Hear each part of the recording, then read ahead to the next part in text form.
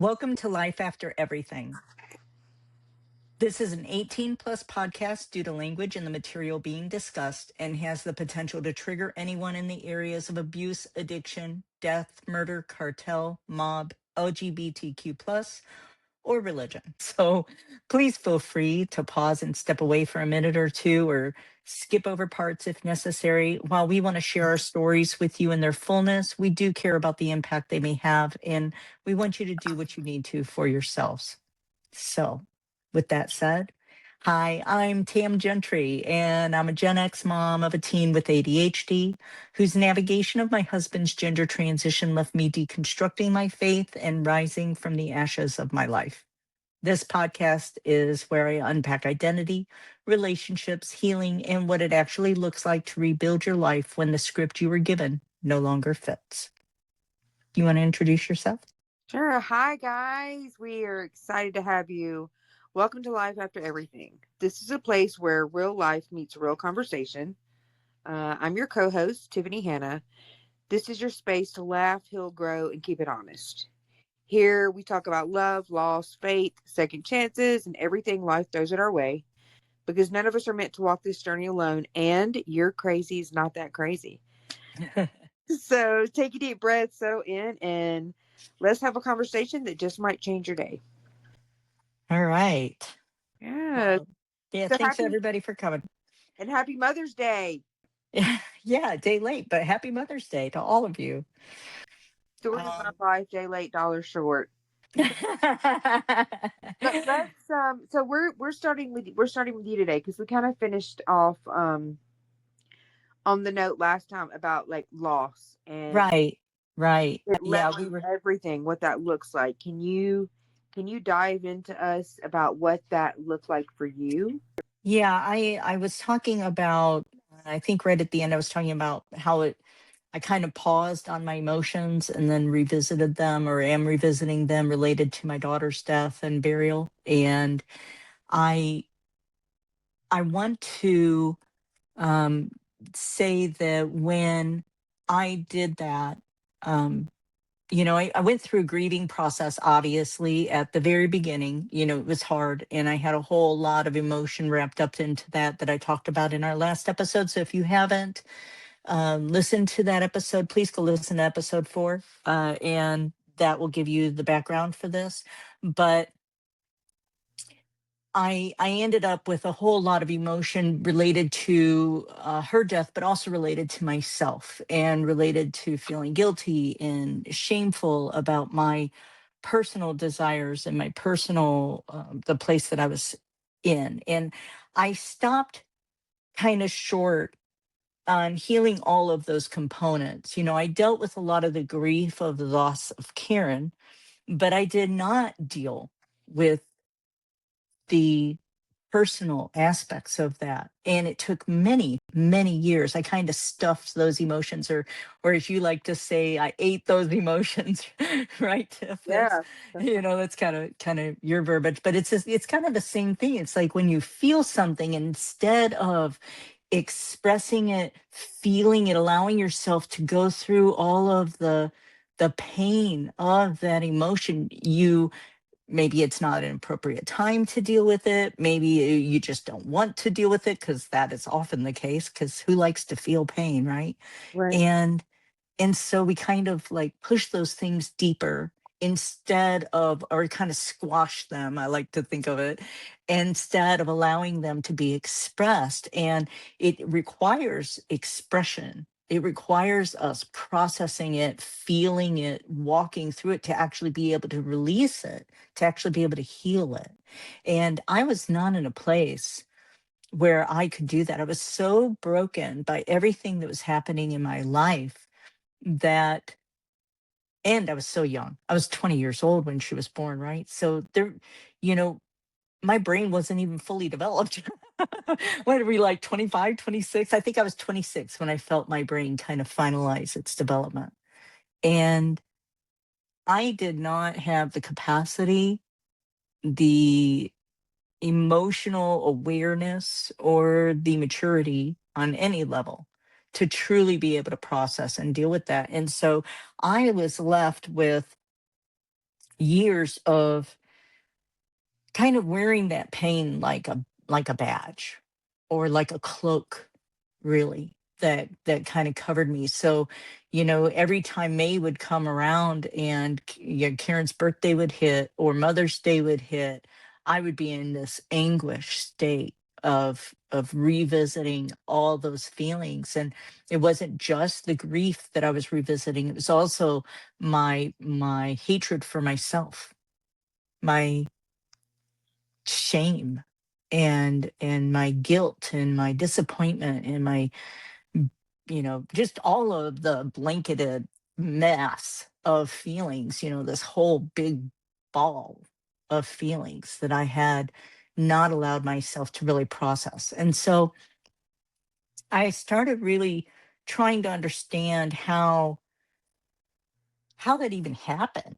Like, how did I end up in that space? Yes, I was young. I was 20. Yeah, I was young. And a lot of times I think when we're young, we don't really have the capacity to deal with a lot, but what kind of dynamics had to be in place for me to even end up in the space that I did? And I started thinking about that. And I grew up with grandparents who watched soap operas. I grew up with my mom and I watching like black and white films together, and those are I had a lot of fond memories of the black and white film era. I really, really do. We did that a lot on Sunday afternoons when I was in high school. And so I have some fondness of that. But the messages that were given in those films and in those shows were not the healthy ways to handle situations. They were not the emotionally intelligent version of that. They were the drama, the version that made the most drama to make the show the most interesting. But because of who I am as a human being, and because of who my parents were, and the lack of emotional health in my own family, that it set me up. I tend to be kind of literal. Um, Right. my It daughter think my pro daughter, yeah. I'm sorry, Tiff. I said it programmed you. Like you were Absolutely. Yeah, it programmed me to think that when here's a great example. I had this thing when I was a kid where when I was upset, I would gauge people's love for me by, did they notice I was upset and did they reach out to me? And where you were. the I'm sorry? So and just disclaimer, I was a psych major and I'm not a psychologist. However, you're going to hear us drill down on some things, so we're going to get politically correct about some things. And what you're saying, Tam, is so valid because we are programmed from the time we're very little for lots of things, right? And what I'm hearing you say is that, you watching these watching these black and white films, it programmed you to react a certain way. And then in your very young, underdeveloped brain, you were reaching out almost as validation, like, am I worthy of your attention? I'm crying. Am I worthy for you to notice that I'm upset? Am I worthy for this? And that is so important. It was in retrospect, it's kind of enlightening. And truly that aspect of things, I think, came from a combination of factors. The black and white films came in my teenage years. This happened much younger, but the soap operas were definitely integrated into my life by the time I was 6 and 7, or maybe even younger than that. So the soap operas definitely had an impact, but on that particular type of thing. But I learned during in those soap operas that a woman might be interested in a man, but then when the man tried to get her attention and show his interest, then she might like kind of almost shun him in an effort to see if he really cared. Like, is he going to pursue me hard, or is he going to back off when I push him away a little bit? If I give him a little bit of a pushback, is that going to be enough to push him away? And I adopted some of those mentalities. They made sense to my little logical brain. And Right. you know And I already had my own, you know, cascade of pain by that age. I mean, most of us have plenty of that by the time we're 5, 6, 7, 8, 10. Where we have taken on little hurts here or little hurts there, or felt like someone did not love us enough in this moment, or whatever the case may be. And so I would test people. I would test them. And it wasn't like I set out to test them. It was just like in that moment I was feeling hurt. I wasn't necessarily crying. You mentioned crying. I wasn't necessarily crying, but I was upset. I was acting out of character for myself. And no one ever noticed. Almost never. I can't say never, but no one, it was very, very rare for someone to actually notice that there was something deeper going on inside of me. And it made me feel like I was unseen. Right. And that feeling of being unseen carried into my adulthood and well into my adulthood. And so, how would you say that relates to like your grief, or how you reacted to it? Because I say I eat my feelings, and I do. I Tam and I are both very spiritual. I am very Catholic, and she is not, which is okay. We love each other. We respect each other. I'm very not. She's, um, I used to read tarot cards, and Tam and I were talking about this a little bit earlier, and I the reading that I would do, like my first card would be you, what represents you. Then it would be what covers you, what crosses you, what's above you, what's below you. And I even into like later days, even in psychology, I learning about emotions and things like that. So with the tarot card reading, something that is above you is something about yourself that you do that you don't realize that can affect you or other people in a negative way. And something that's below you is something that you do that you realize can that you realize it. It's not something it's something you realize about yourself that can affect people in a negative way. And so for me, something that I realized that I still do is and you'll even notice it in the podcast between Tam and I talking about things. When I get super emotional, I shut down. Like even though I realize it and I'm trying to work through it, and it's like a part of my journey, something that I'm working on, trying to not eat my emotions, trying to feel the feels and get through it. um I realized that's something that I do. So what is something about your grief that you carried, that you started doing after you lost your baby? Well, my baby situation got complicated because I had all the stuff that I discussed on the last show, but something I didn't get to is 2 months after my daughter was stillborn, my nephew drowned. He was 6 years old. And I was really close with Andy. He was almost more like my son than he was my nephew in some respects. My sister was young. She was going through a tough time, and when he was born, with the person that she was married to. And I went, after they separated, I went and I stayed with her for like a month and a half in the summer. And I took care of him while she was at work. And she was working a lot because she was a single mom. And so I took care of him a lot. And I grew very close with him. So when I got the phone call telling me that he had drowned, I'm like, no, no, he's going to be okay, right? And my dad's like, no, honey, he's gone. And I screamed. I It was more than I could handle in that moment. And so when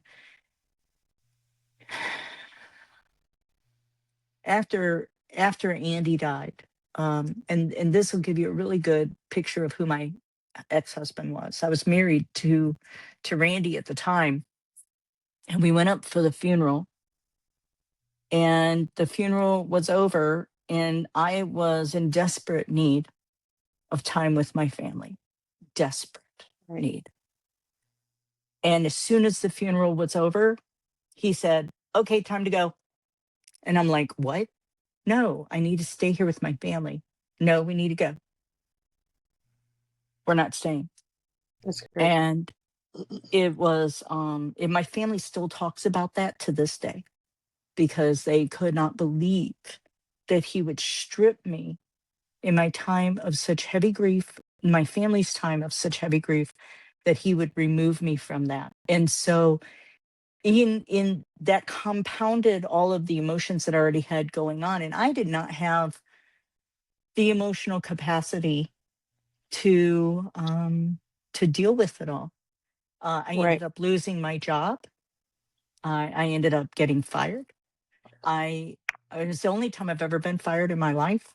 And it was not unjustified, but it was not with any care either. Like someone else, had a situation that was not so dissimilar at work, and they all supportive of her.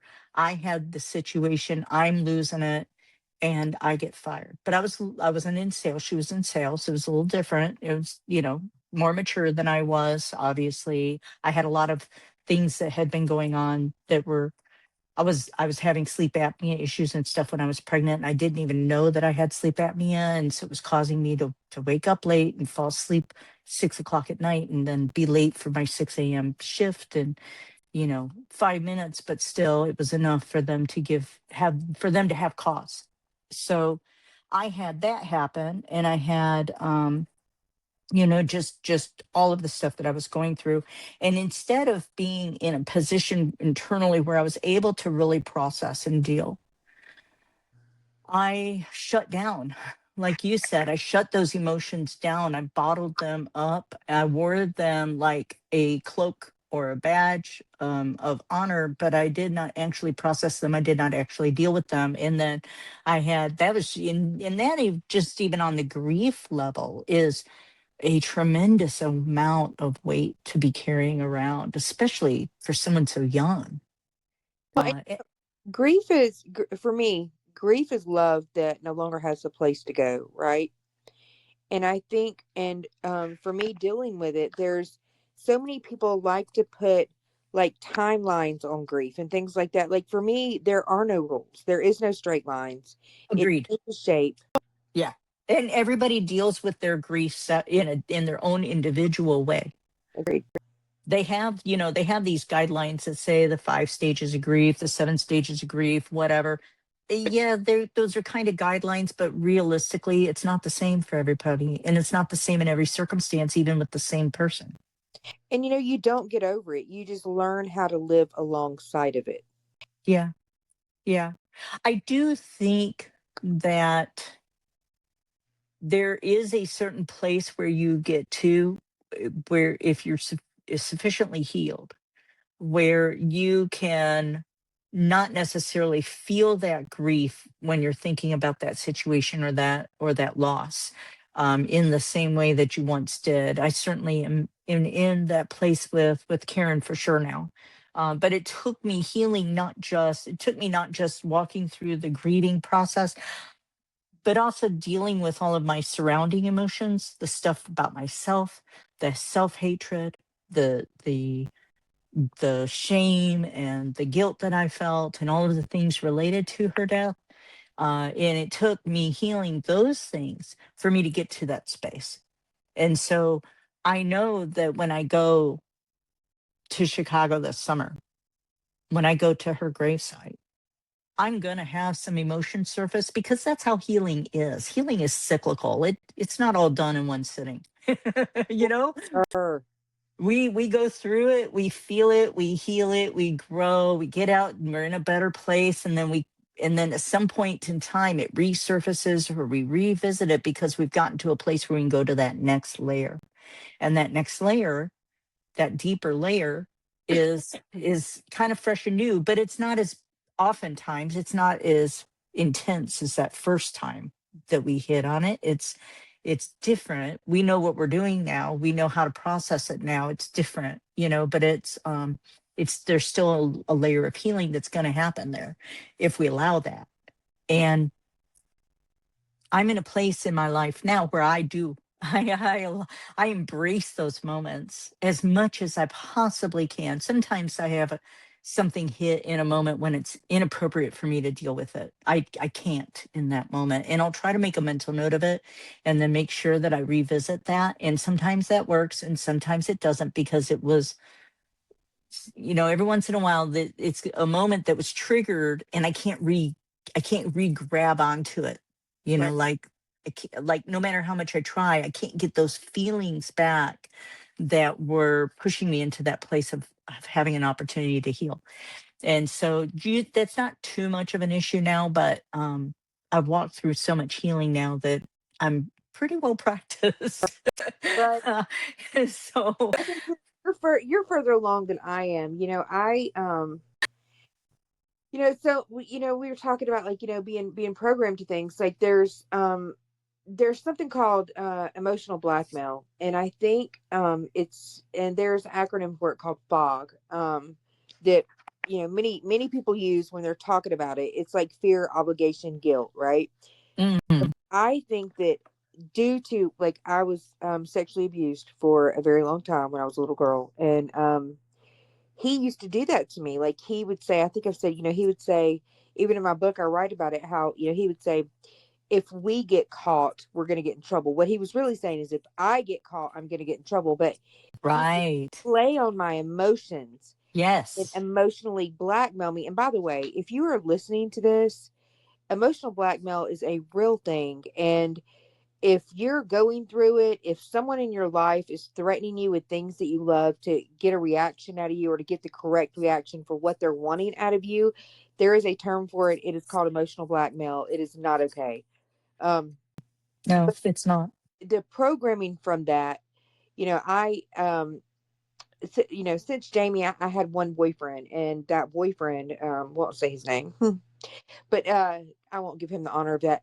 He would tell me like, if you don't come, I have birds, I love birds. He would say, if you don't come home, I'm gonna let your birds out. Like he would Oh emotionally gosh. blackmail me. But prior to my healing journey, and prior to after Jamie died, the bottom fell out. Like I lost everything, lost myself, fell very heavy into addiction, and even though, I was a psych major, when you're in that space, you're not thinking about things that you've learned or things like that. Like I knew and understood what I was going through in my very sober brain, but in my very broken and, hurt, distraught, spiritually depleted of everything self, the space I was living in, like I wasn't thinking on anything other than let me just get through the day because I Right. don't want to feel this. Like, You were in survival mode. You were constantly in survival mode during that window. You couldn't have been anything but. So your brain, even though you had knowledge to help yourself, you didn't necessarily have the capacity to utilize that to its fullness or at right. all. Because my EQ, my emotional intelligence at that point was not, I could, like you said, like I was not capable of reaching for it, grabbing anything other than just trying to get through the day, because I did not want to feel like I was not ready to face my demons. And you'll hear me say often, you can only meet someone at the level that they've met their self. And Mhm. in that space, I had not met myself in a long time. I had, forgotten, not that I'd forgotten, I just lost sight of who I was, things that mattered. I was just so deep and dark in my depression that the only thing I wanted to do was just get through another day. And some days I didn't even want to do that, honestly. I want to talk about that a little bit more. Your statement of you can only meet someone at the level they've met themselves. I think that is such an insightful um, way to think about that, because for most of us, we get so busy with life and we get so wrapped up, especially moms. We get so Yeah. wrapped up in our lives, in our kids, in our taking care of our home, maybe our husbands or significant other, and we get to be such busy bees that a lot of times we neglect ourselves, we neglect our self-care, we neglect being introspective because there just isn't time. We get to the end of the day and we're utterly exhausted. Our head hits the pillow and we're gone. There's no processing taking place. There's no time to unwind our brain or process what happened during the day or think about what we care about in life. And unless we have a really solid partner who's supportive in the right ways that takes some of the pressure off of us, or we have other assistants, other family members, or people who are doing that, where we have a break, we can get so lost in our day to day that we lose ourselves. For sure. And that goes back to, our one of our previous episodes where we were talking about how you kind of lived under this umbrella and you had become who your husband kind of wanted you to be. I And became a shadow. yeah, you were a shadow. And Yeah. I think there's we in an earlier conversation you and I were having, like I struggle I can give anyone grace, right? I'm so easy to say give yourself grace. But when to me giving myself grace, I'm absolutely my hardest critic. It's Of course. hard for me to do that. My mom used to say to me, she said, Tammy, you are harder on yourself than anybody else would ever be on you. And she was right. I was. I held myself to a standard that I could not attain realistically. And I expected myself to be able to walk in that place and live in that space and be proud of myself. And I always fell short. But that was my programming because, again, for me, growing up in the Christian sector that I did, from the very time that I was born, I was a sinner. I was a broken human who needed a savior. I was someone who was never going to be good enough, that even my most righteous acts were as filthy rags. And that, for me, some people may be able to hear those things and then kind of hit the surface, but them not go deep. But for me, those things went deep. They were destructive on my psyche at a deep, deep, deep level. And they set the stage for me to never feel like I was capable of being good enough.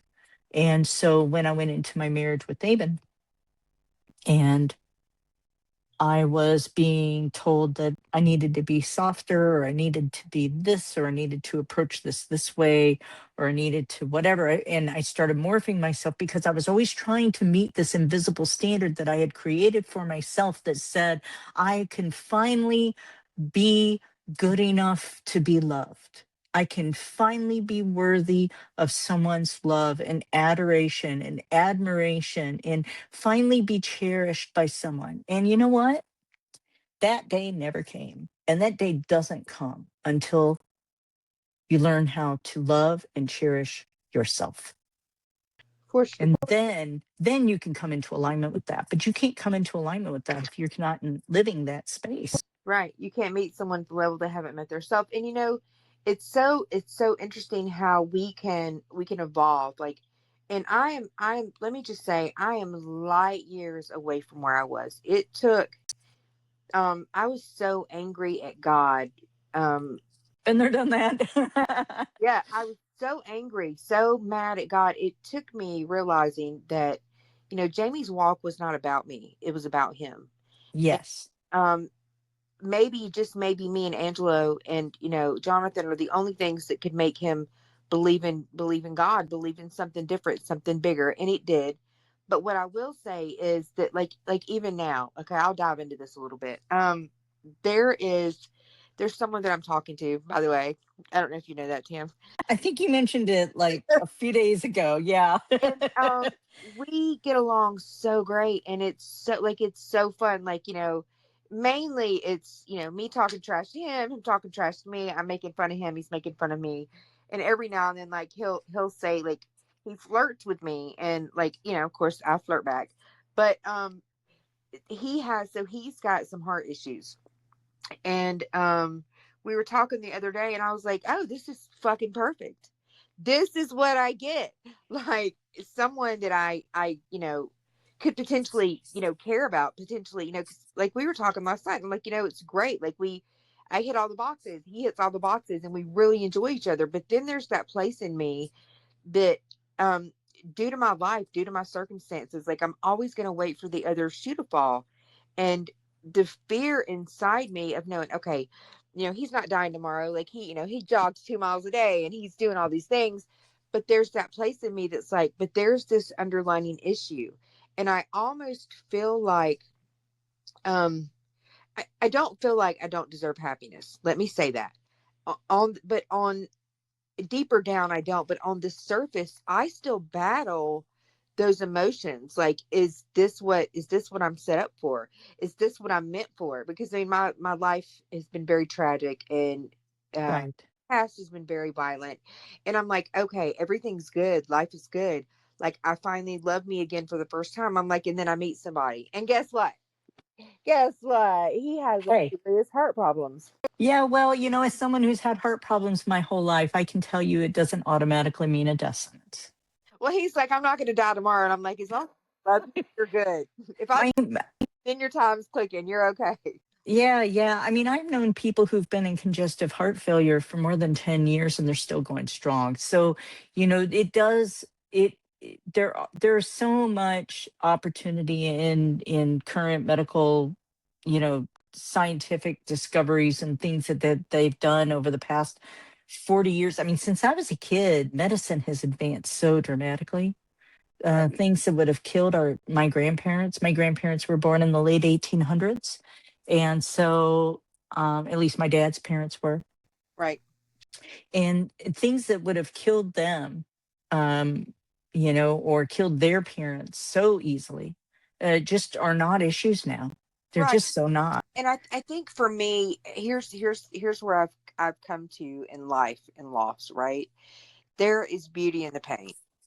And although there's that side of me that I fight, because we fight our own demons, we battle our demons, and I battle mine on a regular basis. They're friends now. We drink Tito's together. I'm I'm just sorry, that was funny. I'm like, hey, you got that? This is not. But no, really, I think that there's so much beauty in the pain. And I used to always say, fall in love with everything as much as you can, as often as you can. And through all my loss and all my heartache, and I spent like 4 years like in like a stupor. I was doing fentanyl on a regular basis, and I just did not want to feel anything. And then when I got sober, all these emotions come crashing down on me, and I had to go through the emotions, go through the feels. If you are listening to this and you are struggling with substance abuse, someone that is, like, we are real people. I will help you get help. I have people call me like in their 2 weeks sober, and I'm like, you got this, you can do this. But Right. a lot of it is them not wanting to face their emotions or face their self. I And think I think that it's even can be more complicated than just, yeah, it can be that simple where people are just trying to escape their emotions. But I think a lot of times when people are in that place, they're not even recognizing that part of it as being that. well, They're no, just that happens like in your first 2 weeks of sobriety, right? So, because at first okay. no one understands, and you are I've so sick. It is the worst sickness you have ever felt in your life. And people don't mm, understand is people that are doing things like fentanyl or heroin or things like that, they are not chasing the high. They're chasing the normality of they can't function if they don't do it. that And makes sense. That seems to me almost like the hallmark of true addiction. Like I've done drugs, right? I used to smoke pot, I did cocaine, I did that stuff, right? But I was never addicted like that, well, and where I had to that go through withdrawals other than emotional withdrawals. it is so, for me at first it was because I didn't want to feel. And then I was so physically addicted that I had to do it, or I was so sick I could not function. I mean, I flatlined coming off fentanyl. Like, it killed me. I died. That's Um, crazy. yeah, very crazy. And we'll go into that, in my religious experiences, my spiritual experiences a little bit later on a different podcast. But For the record, I'm glad that you're here. thank you. I too. There are so many moments in life that I have now, and I'm like, you know what? Thank you to my Right. power to my God. Like, thank you for not being done with me yet, for giving me another chance to show people, like, there is life after everything. And There really is. Just to go back to something that you said for a second, you were talking about his heart and, is this my lot in life kind of thing. I want to just point out what's probably the very obvious fact is that none of us are promised tomorrow. You could die in a car accident today, and his heart might not be a thing at all in the time that you have with him because you know, we don't know what our future holds. And so, my encouragement of you and anybody else who might be facing something like this is just really cherish and enjoy the moments that you have with the people that you love or that you care about because you don't know what's coming down the pipeline. None of us do. And it can be a split moment. And then they're gone. And I had a situation this week, not trying to hijack your no, talk, but I had a situation this last week, I believe it was, that one of the children at our middle school committed suicide. And my daughter came home and she said, "Mom, this boy committed suicide." And I live in a small town. We have less than 2,000 people. We have a little bit larger, broader community, but our town, our middle school, our high school, our the small town. And the entire town is grieving over this child. Um, I can't imagine what those parents are going through, but I recognize in the moment that, you know, they probably didn't see that coming. They probably had no clue he was that close to the edge. and I think and I remember you telling me about that, and I remember us having a conversation that day, and I was like, I just feel so, because it was hours later, and I was like, I just feel so bad for the parents. Like, after Yeah. everyone leaves, when there's no one there, and Yeah. you are stuck in your body, you're stuck in your emotions, and you're forced to feel and live through the life that they left behind. That is deafening in a way that I cannot put into words. So Right. my heart goes out to them and anybody else that's feeling anything like that. Like, we get it. Like, I get it. Yeah. I can't say I've I, never had suicidal ideations. I've never been suicidal in that I would have acted that out. But to say I've never thought about suicide, never thought that maybe I'd be better off dead, that would be a lie. If I were truly suicidal, I'd have been dead many years ago. well, But my best friend committed suicide. And I think I told you about this. That even if you follow me on Facebook, you'll see where I posted his and I's, our messages back and forth. He committed suicide about 7 or 8 months after Jamie died. And when devastating. when Jamie first died, he was the one to call me every day and say, "Hey, what are you doing? You got to be a mama today. Like, get up, get your shit together. Angela's got to go to school." Um, when I tell you I loved him, his name was Daryl. If you thought, I don't care. Like, I'm gonna say his name. His name was Daryl Warren. We'd been friends since probably sixth or seventh grade, and he and his dad had gotten into an argument. I think Daryl was like 19. No, he's like 20. He and his dad had gotten into an argument, and he headbutted his dad's work truck, and it paralyzed him, and Oh he my gosh. put him in a wheelchair. And he lived, the next 20 years in this wheelchair, and he was so sick of being dependent on other people for things. I mean, he still, you know, did his thing, and he always had money, always had money, always had a nice car, but he'd always have to have somebody drive him. Like, and Right. take him dinner and take him food and things like that. And when I found out that he had killed himself, I have messages upon messages where he'd be like, "You know what, I'm done. Like, I'm just done with this." And I'd say, "No, you're not. You can't leave me. Like, you're not." And he would say, "You're my best friend. You know how much I love you." And I would say, "I know, but like, you can't leave me." I never took it seriously. I did, but I didn't. Like, I understood that he was tired, right? And I got that he was sick of the lifestyle that he was having to live, being forced into that chair. But I never in a billion years would have imagined that he would have killed himself. And Right. I think Well, normally when someone's speaking, now you might have better information since you studied psychology, but it's been my understanding that normally the people who talk about suicide are not the people who commit suicide. Normally, the people who actually commit suicide are the people who don't talk about it, the not ones who are holding it deep inside. not true at all. Is it not? Okay. Not true. And that's the scary thing is knowing when someone's crying wolf and when someone's actually asking for help. And So um, you have to treat everyone as if they are asking for help and yes, not crying wolf. if you come Absolutely. and you say, "I want to kill myself," they're gonna they're gonna put you in a psych ward and they're gonna evaluate you before they let you leave.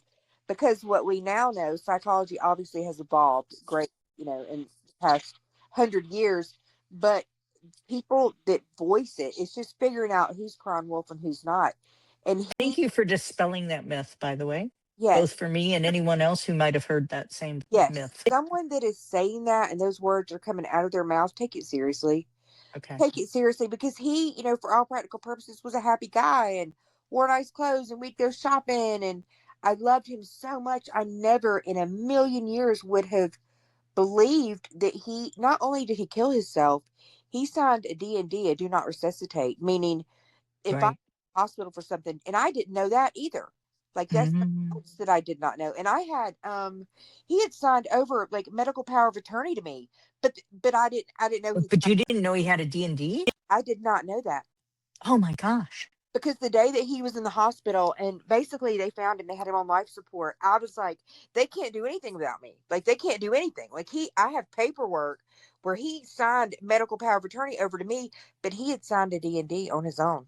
And there was Oh. I could do nothing. Nothing. I was like, how can I do this? How can they do this without me knowing? He had signed a D&D. There was nothing I could do. Wow. Yep. Yep. So there's that. But, I think that here's what I've learned. I've loved and lost so much. There's beauty in the pain, right? And there's not one person that I've loved that I've lost that I can't say it wasn't worth the ride. I would say that slightly differently. I would say there is an opportunity for beauty coming through the pain, because the pain itself never feels beautiful, Right. but the pain exists only because there is beauty. If Because there was love, right? But I think right. that I'm very and by the way, me and this new friend, we've known each other like our whole lives, right? Like I care about him as a person. Like there's, we're not in love, we're not getting married, we're not. I mean, it's not that yet. Not to say it won't ever be that, but it's not that right now. Sure. But I will say it's fun. I'm enjoying it. It's great. All the things. He's super great, super funny. Like I mean, we adore each other for all practical purposes. However, there's still that place in me where I'm still very gun shy. I'm like, whoop, wait, what if? Whoop, I understand that. whoa, hold up.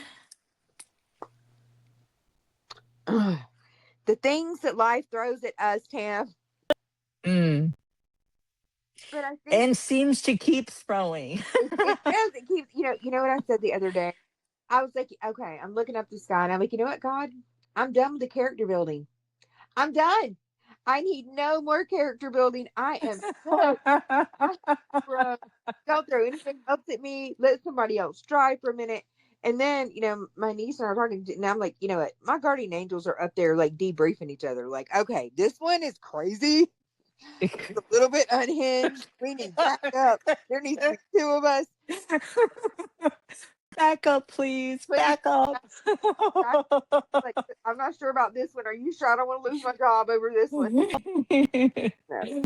Oh goodness. Well, girl, I think it's a great place to end for today. Do you want to close us out? Sure, I surely can. So, well, first off, we want you guys to know that we care so We much. really do. We thank you guys for being here with us. We do, and when I tell you that I mean it, if you know somebody that's struggling with anything, um, emotional hardship, especially substance abuse. I had someone call me the other day, and they were 2 weeks into their recovery, and she's like, "I can't do this," and I talked her through it. And I was like, "You've got this, I promise." If I Hmm. can do it, you can do it. Listen to my podcast. We care. Reach out to me on Facebook, on Instagram. I promise you, I will help you find services. We will help you get where you need to be. We'll do our very best to support anyone's, Yes, if I can journey help in you, whatever way we're capable of doing. for sure. So thank you for being here with us today and sharing the space. Remember, whatever you're walking through, you don't have to walk it alone. Take care of your heart, give yourself some grace, and we'll meet you right back here tomorrow. And this is us signing off. Remember, your crazy is not that crazy. Thank you for spending time with us in Life After Everything. Thank you guys. We appreciate you. Bye, guys. Bye.